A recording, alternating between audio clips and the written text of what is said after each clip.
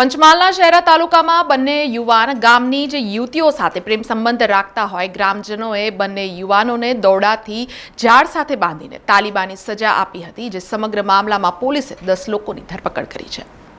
પંચમહાલના શહેરા તાલુકામાં બે યુવકને દોરડા વડે ઝાડ સાથે બાંધી તાલિબાની સજા આપવામાં આવતો હોવાનો વિડીયો વાયરલ થતા ચકચાર મચી છે।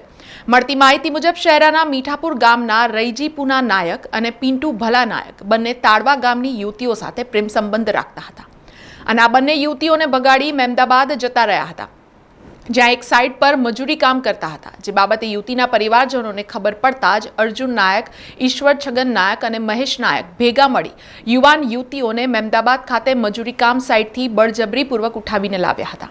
ત્યારબાદ તાડવા ગામે લાવી બંને યુવાનને દોરડા વડે ઝાડ સાથે બાંધી લાકડી વડે ઢોર માર મારવામાં આવ્યો હતો, જે સમગ્ર ઘટનાના વિડીયો વાયરલ થતા પોલીસ હરકતમાં આવી હતી અને ઉપયોગમાં લેવામાં આવેલા ઇકો કાર સહિત 10 લોકોને ધરપકડ કરી કાયદેસરની કાર્યવાહી હાથ ધરી હતી।